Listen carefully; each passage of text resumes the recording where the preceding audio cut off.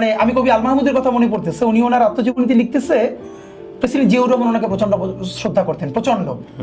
তো প্রেসিডেন্ট জিয়াউর রহমানকে নিয়ে ওনার একটা ছোট গল্প আছে, মুশিক রাজার গল্প টাইপ এরকম।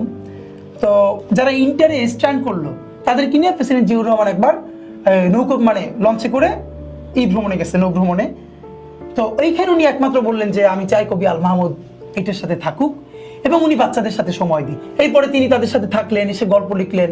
এর মানে হলো নিজের যখন স্কিল থাকে একজন রাষ্ট্রপতিও তাকে ওই পরিমাণ অনার করে নিয়ে আসতে পারতে হয়। এরশাদের কবিতা পত্রিকার প্রথম পৃষ্ঠে ছাপা হওয়া শুরু করলো, তার তো কবি হইতে মনে চায়। মজার ব্যাপার হলো তার কবিতা কখনো শামসুর রহমান, কখনো এও লিখে দেয়, এরকম শোনা যাইতেছে। দেখেন তখন বাসসের যিনি সভাপতি না সেক্রেটারি, ভদ্রলোকের নামটা এই মুহূর্তে ভুলে গেছে আমার, মাত্র মনে হয়, জন্য আমি যাতে ভুল না বললাম না। তিনি রাষ্ট্রপতিকে, এরশাদ তখন রাষ্ট্রপতি, তাকে জিজ্ঞেস করলেন আপনার কবিতা কেন পত্রিকার প্রথম পাতায় ছাপা হয়?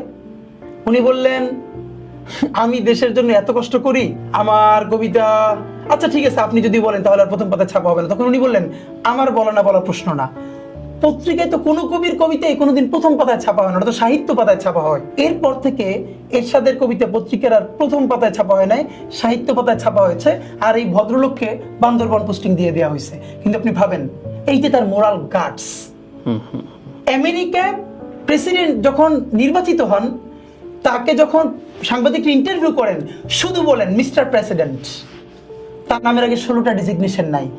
আর দেখেন বাংলাদেশের যে সংবাদ সম্মেলনগুলো, মানে প্রশ্ন করতেছে নাকি তেলের ড্রাম বললেও ছোট হয়ে যায়, মানে শেখ হাসিনা পর্যন্ত বিব্রত হয়ে একবার বইলে উঠছে আপনার প্রশ্ন কোথায়। তো এখানে না আছে সাংবাদিকতা, না আছে শিল্প। এই জন্য এখানে যেটা আছে চাটুকারিতা নিজেই এখানে একটা আর্ট, আর ওই আর্টের চূড়ান্ত আর্টিস্ট হলেন আমাদের আলো আসবেই।